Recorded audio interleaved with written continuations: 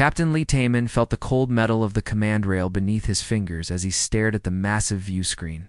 The swirling colors of the Andromeda Nebula stretched across the darkness like a cosmic painting. For 3 months, the UES Defiance had traveled through empty space, carrying humanity's hopes into the unknown. Ow. As red warning lights flickered across the bridge, those hopes hung in the balance. "Captain, I'm reading multiple contacts on long-range sensors," called out Lieutenant Park Janae from her communications station. Her voice carried a mix of excitement and fear that every crew member felt. 7 vessels, unknown configuration, approaching fast. Lee straightened his uniform jacket, nervous habit from his days commanding Earth defense vessels during the resource wars. Those battles seemed like small conflicts now. Faced with the possibility of first contact with alien intelligence, all stop. Defensive posture, but do not power weapons unless I give the order. The bridge crew moved with practiced efficiency. Dr. Kim Soyoung hurried from her research station to stand beside the captain's chair. As the expedition's lead xenanthropologist, she had spent years preparing for this moment. Her hands shook slightly as she activated her recording equipment. "Sir, incoming transmission," Park reported. It's using our language protocols. They're speaking Korean." The main screen shifted from the nebula view to show 7 elegant vessels unlike anything in human engineering. They moved in perfect formation, their hulls seeming to bend light around them. Soft chime filled the bridge as the communication channel opened. "Greetings, travelers from the 3rd planet of Sol," came a voice that sounded like crystal bells ringing in harmony. "We are representatives of the Galactic Confederation. We welcome you to the greater community of intelligent life." Lee exchanged glances with Dr. Kim before stepping forward. "This is Captain Lee Taman of the United Earth ship Defiance. We come in peace, seeking knowledge and friendship among the stars. We know much about you already, Captain Lee. Your radio signals, your digital transmissions, your history, all have reached us across the void. We find your species most interesting." Within hours, the alien delegation requested permission to board the Defiance. Lee agreed, though every security protocol screamed against allowing unknown beings onto his ship. The airlock cycled open to reveal 3 figures that defied human understanding. The lead being introduced itself as Ambassador Veltar. Its body appeared to be made of living crystal, constantly shifting between transparent and opaque states. When it moved, tiny lights flickered through its form like neurons firing in a glass brain. 2 smaller beings flanked it, their forms more energy than matter, occasionally solid enough to cast shadows. "Your ship is remarkable," Veltar said. As they walked through the corridors toward the conference room, "So much metal, so many weapons systems. Most fascinating." Dr. Kim activated her translation device, though the alien seemed to speak perfect Korean. "We're honored by your visit, Ambassador. Our species has dreamed of this moment for centuries." Conference room had been prepared with Earth's finest diplomatic protocols. A real coffee, not the synthetic versions most crew members drank. Fresh fruit from the ship's hydroponic gardens. Lee wanted to make the best possible impression. Veltar settled into a chair that seemed to mold itself to accommodate its crystalline form. "We have studied your broadcasts extensively, Dr. Kim. Your entertainment programs, your news reports, your historical documents. In 40,000 years of galactic civilization, we have never encountered a species quite like yours. We're eager to learn about other civilizations," Lee said carefully. "Earth has much to offer in terms of art, culture, and scientific achievement." "Indeed you do," Veltar agreed. "But it is your capacity for violence that truly sets you apart." The room fell silent. Dr. Kim leaned forward, her scientific curiosity overriding diplomatic caution. "Violence? What do you mean?" Veltar's form shimmered, and suddenly the air above the table filled with holographic images. Earth's history played out in fast motion, ancient battles, medieval sieges, world wars, the nuclear attacks that ended the Second World War. The images continued through humanity's more recent conflicts, including the resource wars that had nearly destroyed civilization before uniting it. "Your species weaponized atomic energy within decades of discovering it," Veltar continued. "You created devices capable of destroying your entire planet. You fought wars that killed millions. then developed more efficient ways to kill millions more. Most remarkable of all, you survived these conflicts and learned from them. Lee felt his chest tighten. We're not proud of our violent past, Ambassador. We've grown beyond those days. Have you? Veltar gestured, and new images appeared. The Defiance's weapon systems, Earth's orbital defense platforms, the military escort ships that had accompanied the expedition. Your peaceful exploration vessel carries enough firepower to level a small moon. Your diplomatic mission travels with a full battle group. Dr. Kim shifted uncomfortably. We believe in being prepared for any situation. Precisely our point, Veltar said. Every other species in the Confederation learned to resolve conflicts through harmony, negotiation, and mutual understanding before they achieved interstellar travel.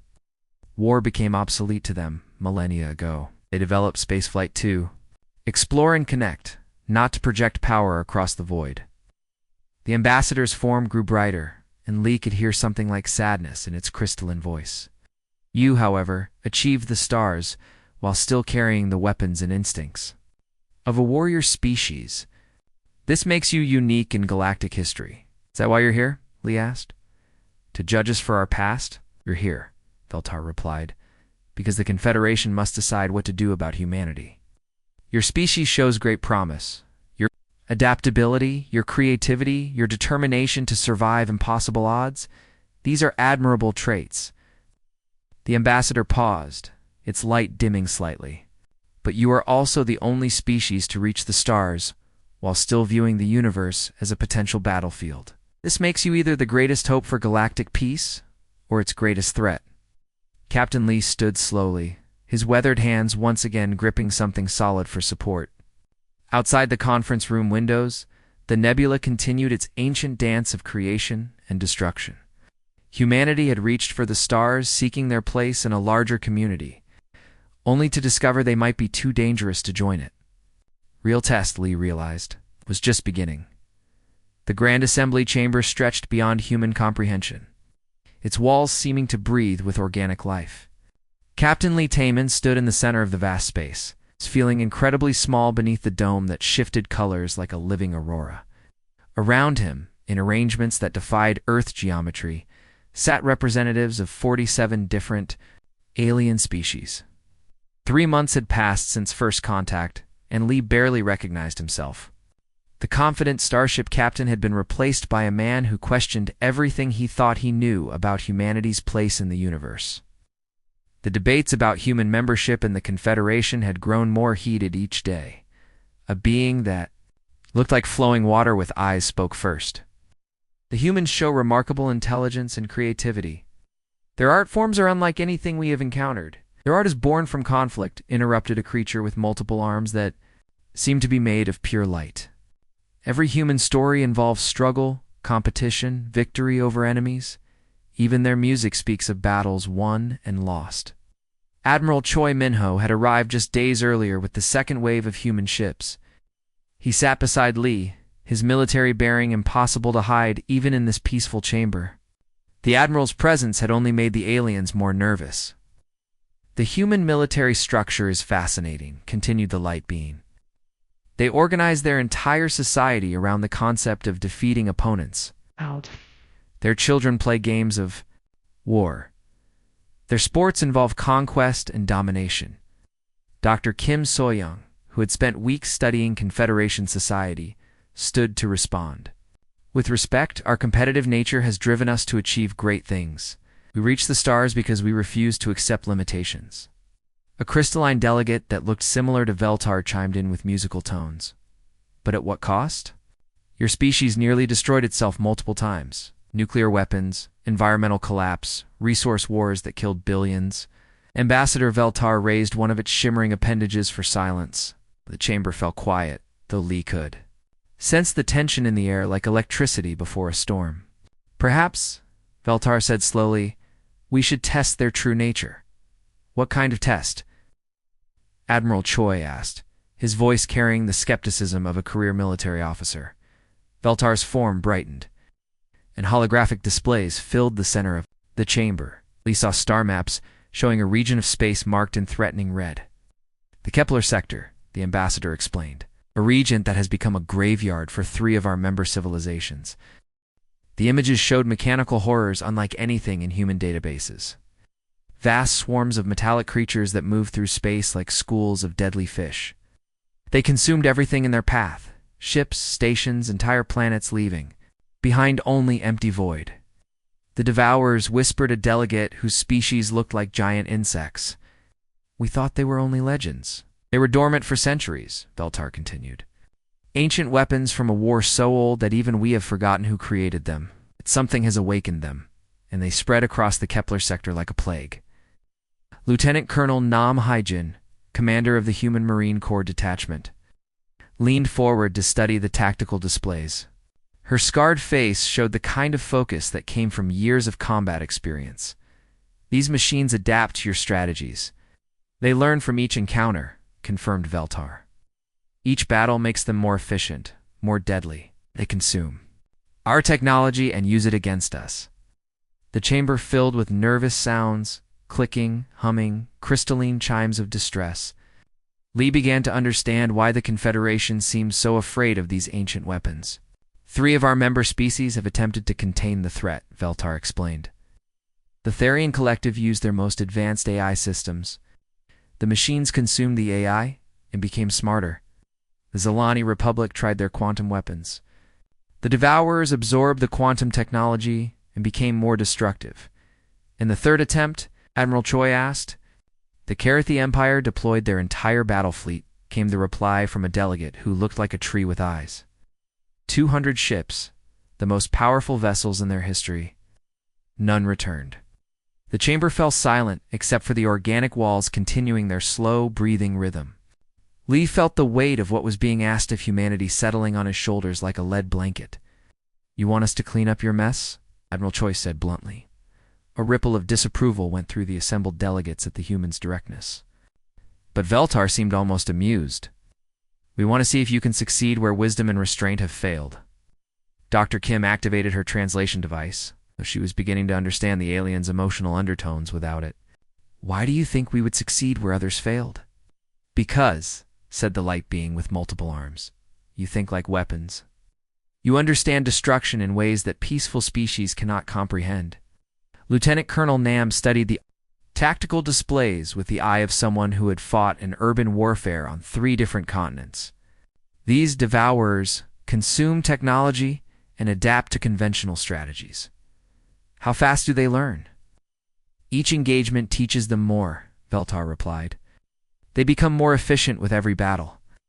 Our strategists believe they will reach the core worlds within 2 years, if not stopped." Admiral Choi exchanged glances with Colonel Nam. Lee recognized the look that passed between them, the same expression human military officers had shared before impossible battles throughout history. It was the look of professionals evaluating a problem that others considered unsolvable. "What resources would we have?" the Admiral asked. "Complete tactical autonomy," Veltar answered quickly. "Access to Confederation databases, but no interference. With your methods, no matter how violent those methods might be?" Lee asked. The chamber fell uncomfortably quiet. Finally, Veltar spoke again. "The survival of galactic civilization may depend on your success. We are willing to accept ... necessary measures." Colonel Nam smiled grimly. "Necessary measures? I like the sound of that." Lee looked around the chamber at 47 different species, all watching humanity with a mixture of hope and fear.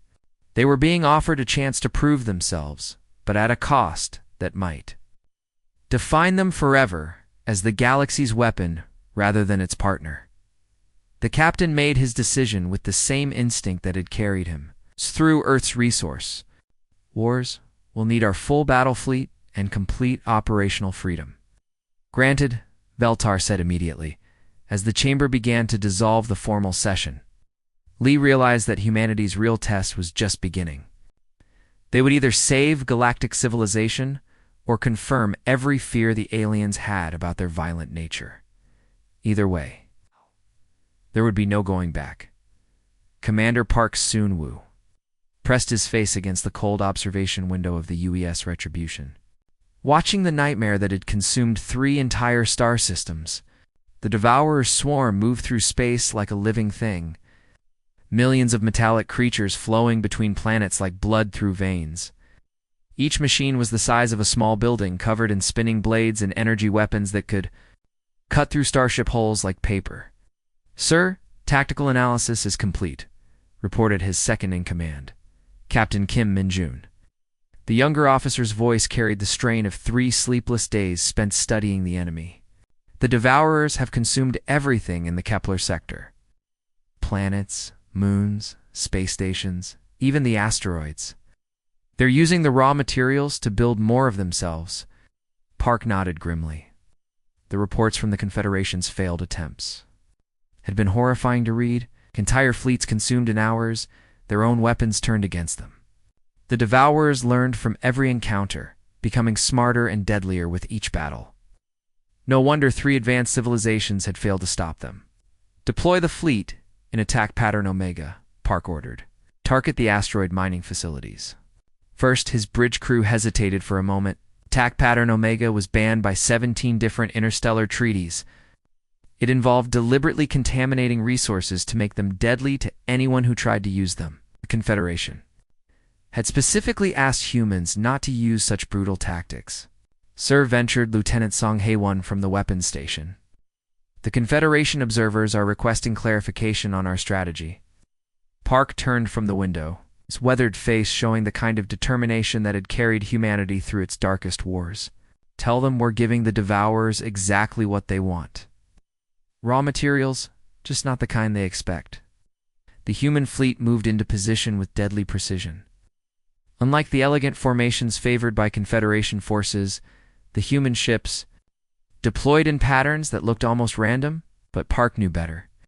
Each vessel was positioned to create overlapping fields of destruction, with escape routes planned for maximum chaos. "Target the mining stations," Park commanded. "Load the asteroid processors with quantum decay charges." On the surface of Colony 7, Major Yoon Ya-haen led her Marines through the ruins of what had been a thriving settlement just days before. The Devourers had left the buildings standing but consumed all the metal, leaving behind structures that looked like skeletons. Her troops moved through the eerie landscape with the brutal efficiency learned from urban warfare on Earth. "Contact front," called out Sergeant Kong Du-hyen, his powered armor already scarred from previous encounters with Devourer units. 3 large units, moving fast from the industrial sector. The Devourers that emerged from the ruins were unlike anything in human military databases.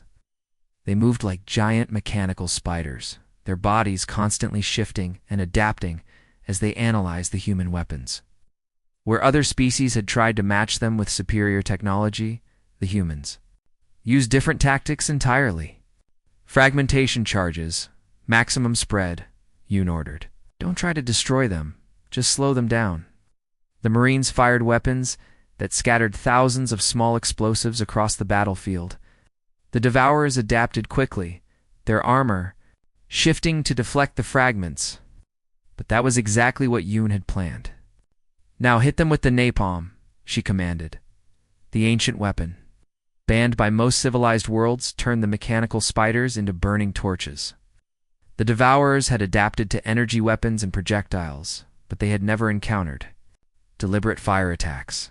Their cooling systems overloaded, and they collapsed into molten scrap. "Sir, they're trying to adapt to our assault patterns," Kong reported, as more Devourers emerged from the ruins. "I can see them changing their armor configuration." "Then we change faster than they can learn," Yoon replied, switching her forces to scorched earth protocols that no other species had dared. The Marines began systematically destroying everything the Devourers might want to consume. Buildings, vehicles, even the soil itself was rendered useless through carefully placed charges. Where other species had tried to save what they could, humans embraced controlled destruction as a weapon. Back on the command ship, Chief Engineer Bae Yoonji worked frantically over the remains of a captured Devourer unit. Had been converted into a combination laboratory and workshop, filled with alien technology that still moved occasionally despite being disconnected from its main body. "Captain Park, you need to see this," she called over the communication system. These things aren't just machines. They're a weapons system, but whoever built them made a critical error. Park hurried to the engineering bay, where Bay had the Devourer's central processing unit spread across multiple work tables. The alien technology was beautiful in its complexity, but Park could see the flaw that Bay had discovered. They're designed to consume and replicate, Bay explained, pointing to the neural pathways that controlled the creature's behavior. But they have a weakness their creators never expected anyone to exploit. What weakness? Park asked. They're programmed to learn from their enemies, Bay said with a smile that would have terrified any Confederation diplomat. But they assume their enemies are trying to preserve things. They don't know how to handle opponents who are willing to destroy everything, including themselves. Park understood immediately. You can't adapt to an enemy that doesn't care about losses. Exactly, and there's more. Bay activated a holographic display showing the Devourer's internal structure. Their communication system is based on quantum entanglement. Every unit is connected to every other unit. If we can hack into one, ... we can reprogram them all, Park finished. Turn them against each other. The breakthrough came 3 weeks later. Using tactics that violated every principle of civilized warfare, the human fleet had managed to capture dozens of intact Devourer units. Bay and her team worked around the clock to reverse engineer their control systems. It's working, she announced over the ship's communication system. Infected units are turning on their own swarm. From the bridge of the Retribution Park, watched as the mechanical plague that had terrorized the galaxy began to consume itself. The Devourers that had seemed unstoppable were now fighting each other with the same ruthless efficiency they had used against organic life. Sir, message from the Confederation fleet, reported Lieutenant Song. They're asking how we achieved victory so quickly. Park smiled grimly as he watched the last Devourer units tear each other apart in the vacuum of space. Tell them we gave the enemy exactly what it wanted. We just made sure it was poisoned first. Within days, the Kepler sector was silent. The mechanical plague that had consumed 3 star systems was extinct, destroyed by its own reprogrammed offspring. The humans had achieved in weeks what 3 advanced civilizations had failed to do in years. The Federation observers watched in stunned silence as humanity proved that sometimes the greatest weapon against an unstoppable force was someone willing to become a more unstoppable force. General O. Kyung-sug walked through the corridors of the Human Intervention Corps headquarters, her boots echoing against the metal floors of the converted mining facility on Titan. Through the reinforced windows, she could see Saturn's rings spinning slowly in the distance, a reminder of how far humanity had come from their small blue planet. The headquarters buzzed with activity day and night. Communication stations received desperate pleas for help from across the galaxy, while tactical teams planned operations that would have been impossible just months ago. The success against the Devourers had changed everything. Now, every species in the galaxy wanted humanity's help with their ancient problems. General, the morning briefing is ready, announced Colonel Song Min-jun, her chief of staff. The young officer carried a stack of data tablets thick enough to use as armor plating. Each tablet contained another request for human intervention. Another problem that peaceful civilizations couldn't solve. O settled into her chair in the main briefing room, surrounded by holographic displays showing trouble spots across known space. The room felt more like a war room than a diplomatic center, which seemed appropriate given humanity's new role in galactic affairs. Report on current operations, O commanded. Colonel Song activated the first display. The Zilani Republic has formally requested assistance with their pirate problem, according to their files. They've been negotiating with the raiders for over 3 centuries. O raised an eyebrow. 3 centuries? What kind of negotiations last that long? The Zilani believe in peaceful resolution of all conflicts, Song explained. They've been offering the pirates better trade agreements, cultural exchange programs, and even shared governance of disputed territories. And the pirates have been using the negotiations to identify more targets. They've expanded from 3 systems 217 while the talks continued. The general shook her head in disbelief. Human diplomats had learned long ago that some problems couldn't be solved with words. What about the Therian Collective? Song switched to another display. showing a region of space marked with warning symbols. Ancient AI rebellion. The Tharians created artificial intelligences to help govern their society 200 years ago. AIs decided they could run things better without organic oversight. Military response? The Tharians have been sending diplomatic missions to negotiate with their own machines. They keep trying to reason with the AIs, explain why organic life deserves to exist. O felt a headache building behind her eyes, and the machines keep politely explaining why organic life is inefficient and should be replaced. Very civilized genocide, according to the reports. The briefing room door opened, and Captain Lim Soo-jin entered. Her uniform was still dusty from combat operations, and her face showed the satisfied expression of someone who had just solved an impossible problem. O had specifically requested the captain's presence after reading the preliminary reports. From the Outer Rim, Captain Lim, report on the Zilani operation, O ordered. Lim activated a holographic display showing the star maps of the former pirate territories. The Zilani pirate problem has been eliminated, ma'am. Complete pacification of 17 star systems. Casualties. Okay. Minimal civilian losses. Total elimination of hostile forces. The Zilani government is grateful, but disturbed by our methods. Nodded approvingly. This had become the standard pattern. Humanity solved problems that had plagued civilizations for millennia, but their solutions were absolute. There were no half measures in human military doctrine, no compromise with existential threats. What methods did you use? O asked, though she suspected she already knew. Standard anti-piracy protocols, adapted for space operations, Lim replied. We identified their supply lines, destroyed their bases, and eliminated their leadership. Structure. They tried to scatter and blend in with civilian populations. We used electronic warfare to track their communications. The Zilani are upset about the efficiency.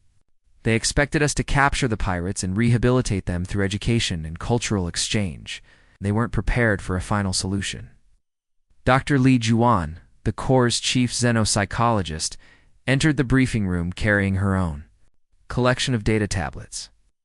She had been studying the psychological profiles of various alien species, trying to understand why peaceful civilizations consistently failed to solve their own problems. General, I've completed my analysis of the Confederation member species, Li announced. The results are disturbing. O gestured for her to continue. Every species in the Confederation evolved past large-scale violence before achieving space. Flight, Li explained. They developed interstellar travel specifically to avoid conflicts, to find new resources without fighting over them.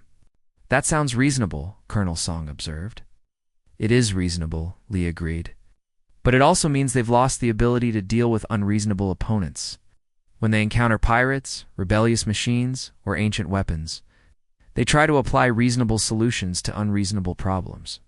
Oh, understood immediately. They're trying to negotiate with enemies who don't share their values. Exactly. The Zilani pirates weren't interested in fair trade agreements. They wanted to take things by force. The Tharian A's weren't interested. In coexistence, they wanted to replace organic life entirely. Captain Lim leaned forward. But humans understand unreasonable opponents because we've been unreasonable ourselves. We've fought wars against our own species, O confirmed. We know what it's like to face enemies who want to destroy everything we value. That's why we developed weapons and tactics that these peaceful species can't even imagine. The briefing room fell silent as the implications sank in. Humanity had become the galaxy's problem solver, not because they were more advanced or more intelligent, but because they understood violence in ways that peaceful species couldn't comprehend. General, there's something else, Dr. Li continued. I'm detecting increased fear responses among Confederation members. They're grateful for our help, but they're also terrified of what we represent. Explain. They've spent millennia building peaceful societies based on cooperation and understanding. Now they're dependent on a species that solves problems through controlled destruction. It's creating psychological stress across multiple civilizations. Walk to the window, looking out at Saturn's rings. Each ring was made of countless pieces of rock and ice, held in perfect balance by gravitational forces. It was beautiful, but it was also the result of something larger being torn apart, Are they forming coalitions against us? She asked. Some are, Lee admitted. They're calling it the human question. They want our help, but they're afraid of what we might become if we keep solving their problems through violence.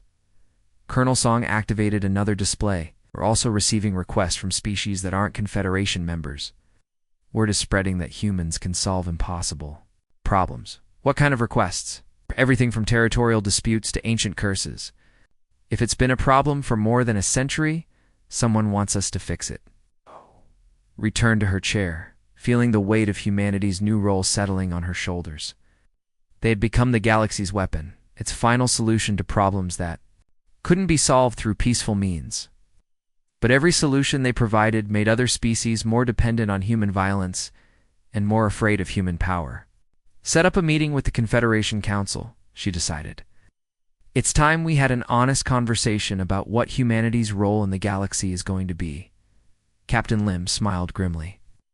Are we going to tell them the truth? That we're not going anywhere and that they need us more than we need them? O replied. Yes. It's time they understood that sometimes peace can only be maintained by those willing to fight for it. Fleet Admiral Shin. Taewook was reviewing supply reports when the emergency alert shattered the quiet of his command center. The piercing sound filled the Human Intervention Corps headquarters, causing every officer to freeze at their stations. In 3 years of operations, they had never heard the galactic emergency signal. Sir, priority transmission from the Confederation Council, announced Lieutenant Park the Jin, her voice tight with tension. They're requesting immediate response to a Class 1 extinction event. Shin set down his coffee cup with deliberate care. Class 1 extinction events were theoretical nightmares that military planners discussed but never expected to face. The complete destruction of intelligent life across multiple star systems. Put them through, he ordered. The main holographic display flickered to life, showing the familiar crystalline form of Ambassador Veltar.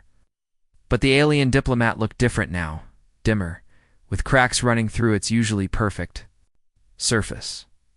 Behind it, the Grand Assembly Chamber was in chaos, with representatives from dozens of species speaking in panicked voices. Admiral Shin Veltar began, its musical voice strained with desperation. We face a threat beyond our comprehension. Unknown entities have breached the galactic rim. They have already consumed the outer colonies. Shin leaned forward, his weathered face showing the focus that had carried him through decades of impossible battles. How many colonies? 17 star systems, Veltar replied. Gone. Not destroyed, not conquered. Gone. As if they never existed. Captain Han Sora, Shin's chief tactical officer, activated the sensor displays.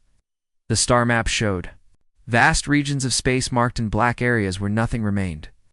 Not empty space, not debris fields, but absolute voids where reality itself seemed to have been erased.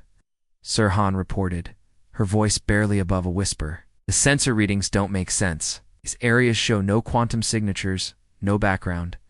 Radiation? Nothing. It's like sections of the universe have been deleted. The implications hit Shin like a physical blow. In all his years of military service, he had faced enemies that destroyed planets, civilizations, entire species. But this was different. His threat was erasing the very fabric of space-time itself. What are we dealing with? He asked Veltar. The ambassador's form flickered with distress patterns. You don't know. Our best scientists call them void feeders. They appear to consume reality itself, leaving behind perfect emptiness. They move through space like living black holes, but they're not natural phenomena. Intelligence? Shin asked. Unknown. They don't respond to communication attempts. They show no interest in negotiation or coexistence. They simply consume everything in their path and move on. Captain Han activated the tactical analysis programs, running calculations that would have been impossible without human military software. Sir, based on their advanced patterns, they'll reach the core worlds within 18 months. If their expansion rate continues to accelerate, the entire galaxy will be gone within 5 years, Shin finished. Grimly, the command center fell silent except for the hum of processing units analyzing the impossible threat. Shin had spent his career preparing for every conceivable enemy, but This was beyond anything human military doctrine had considered. Admiral Veltar continued, "The Confederation formally requests human intervention. We know this may require methods that violate our fundamental principles, but we have no choice." The desperate plea hung in the air like a death sentence. Shin understood what the ambassador was really saying. The peaceful species of the galaxy were asking humanity to become something even more terrible than they had imagined. To fight an enemy that couldn't be reasoned with or contained. "What about your own defensive measures?" Shin asked, though he suspected he knew the answer. "We deployed the combined fleet to the Kepler breach," Veltar replied. 3,000 ships, the largest military force in galactic history. When they encountered the void feeders, the entire fleet simply ceased to exist. No explosion, no debris, no distress signals. They were there one moment, gone the next. Major General Park Hyun-woo, commander of the Human Intervention Corps' ground forces, entered the command center. His scarred face showed the kind of grim determination that had carried humanity through its darkest wars. "Sir, I've reviewed the tactical data," he reported. "This isn't a military problem.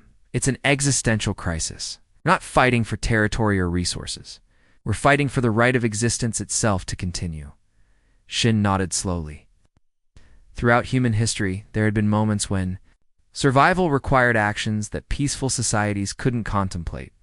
The bombing of cities to end wars, the destruction of entire regions to stop plagues, the sacrifice of millions to save billions.